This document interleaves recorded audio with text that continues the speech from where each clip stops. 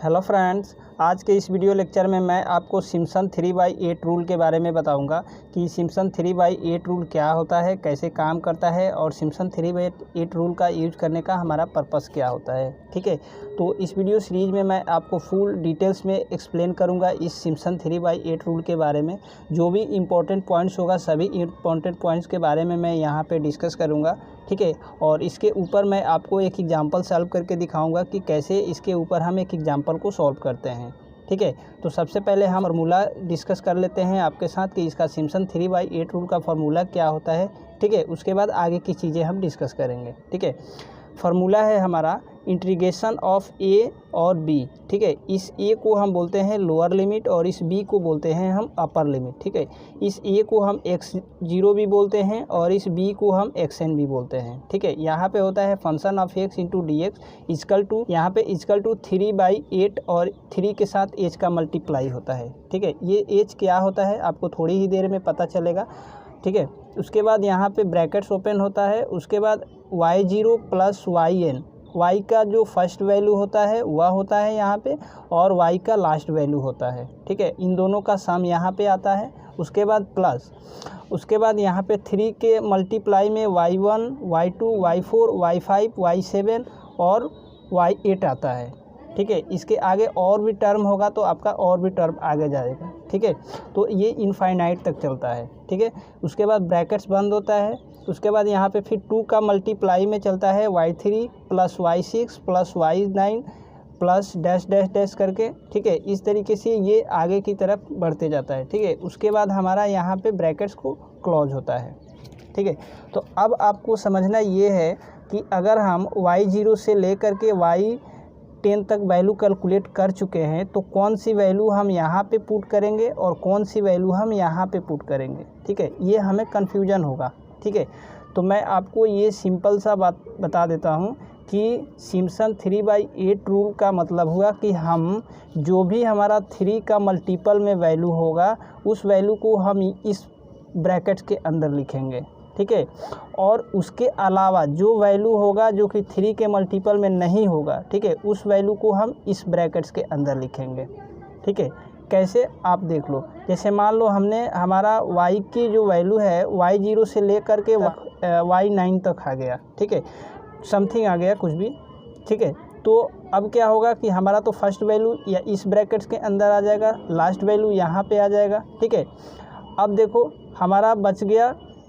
ठीक है, अब जो हमारा रिमेनिंग y की वैल्यू बचा है उसमें हम क्या करेंगे, जो हमारा 3 के मल्टीपल में वैल्यू है जैसे y3 y6 y9, उन सभी वैल्यू को हम यहाँ पे लिखेंगे इस 2 के मल्टीप्लाई के साथ। ठीक है, और बाकी के जो रिमेनिंग वैल्यू बचेगा उस वैल्यू को हम लिखेंगे 3 के मल्टीप्लाई के साथ। ठीक है, जैसे मान लो y3 क्या है हमारा 3 का मल्टीप्लाई है कि नहीं, तो ये वैल्यू इसके अंदर आएगा। ठीक है, मान लो y6। ठीक है, तो y6 देखो 3 दूना 6 मतलब कि 3 के मल्टीप्लाई में है तो ये वैल्यू यहाँ पे आएगा, ये 2 ब्लॉक के ये 2 के साथ आएगा। ठीक है, फिर 9 जैसे 3 क्रॉस 3 3 इंटू 3 9 हुआ तो ये भी हमारा 3 के मल्टीप्लाई के अंदर है। ठीक है, तो उस वैल्यू को हम यहाँ पे लिखेंगे। ठीक है, ये जो 3 के मल्टीप्लाई में होगा हमारा उस वैल्यू को हम इस ब्रैकेट्स के अंदर लिखेंगे और बाकी के जो रिमेनिंग वैल्यू है उन सभी वैल्यू को हम इस ब्रैकेट्स के अंदर लिखेंगे।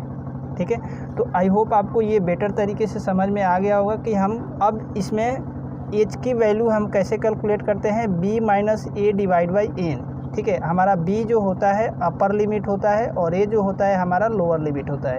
अपर लिमिट में से लोअर लिमिट को माइनस करेंगे और n जो हमारा है नंबर ऑफ़ इंटरवल होता है। ठीक है, n की वैल्यू होता है number of interval. That means कि जैसे हमारा क्वेश्चन में इंटरवल दिया हुआ रहता है कि 4 इंटरवल तक कैलकुलेट करो, 5 6 7 9 10 12 इस टाइप से इंटरवल दिया रहता है। ठीक है, तो वह जो इंटरवल की संख्या है वह संख्या यहाँ पे आता है। ठीक है, तो एज का कैलकुलेट करने का ये तरीका होगा। ठीक है, ए होता है हमारा लोअर लिमिट, बी होता है हमारा अपर लिमिट, एन होता है हमारा number of points. Number of point मतलब क्या, नंबर ऑफ़ इंटरवल। ठीक है, तो ये चीज़ें आपको समझ में आया। ठीक है, अब आगे की चीज़ें एक आपको और फार्मूला याद करके रखना है जो हमारा होता है xn is equal to x0 plus n multiply h।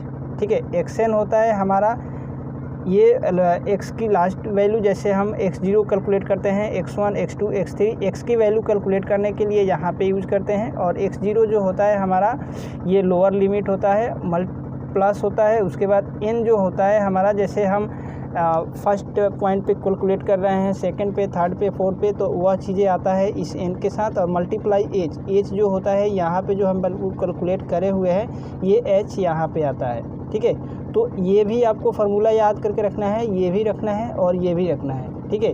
तो इस टाइप से हमारा ये सिम्पसन 3/8 रूल के अंदर फार्मूला आता है, ठीक है। अब मैं आपको बता देता हूँ कि 3/8 रूल का जो सिम्पसन्स फार्मूला है इसके अंदर क्या चीज़ें आपको याद करके रखना है, ठीक है। ये नोट पॉइंट में याद करके रखना है, वेरी वेरी इंपॉर्टेंट से, ठीक है। नोट पॉइंट में रखना है, it method applicable for total number of interval multiple of 3, ठीक है। यह जो सिम्पसन 3/8 रूल है, यह रूल तभी अप्लाई होगा जब आपका नंबर ऑफ़ इंटरवल जो है आपका मल्टीपल ऑफ 3 के अंदर होगा, ठीक है। जैसे आपके क्वेश्चन में नंबर ऑफ़ इंटरवल दिया है 3, तब ये सिम्पसन 3/8 रूल आप अप्लाई कर सकते हैं। अगर 6 है तभी अप्लाई कर सकते हैं, 9 है तभी अप्लाई कर सकते हैं। इस टाइप से अगर आपका n की वैल्यू गिवन होगा तो आप इस 3/8 रूल का अप्लाई करके आप क्वेश्चन को सॉल्व कर सकते हैं, ठीक है। अगर मान लो इनके अलावा अगर कोई अदर संख्या है, जैसे मान लो n की वैल्यू 7 है, ठीक है, तो फिर 7 है तो उस कंडीशन में आप सिम्पसन 3/8 रूल अप्लाई नहीं कर सकते। क्यों? क्योंकि हमारा जो 7 संख्या है ये संख्या हमारा 3 के मल्टीप्लाई में नहीं है, ठीक है। तो सिम्पसन 3/8 रूल तब अप्लाई होता है जब हमारा नंबर ऑफ़ इंटरवल की संख्या 3 के मल्टीपल में हो, ठीक है। तो आई होप यहाँ तक आपको पॉइंट समझ में आ गया होगा। अगर n की वैल्यू 3 के मल्टीप्लाई में दिया गया हो तो अब हम उस कंडीशन में सिम्पसन 3/8 रूल का यूज़ करते हैं, ठीक है।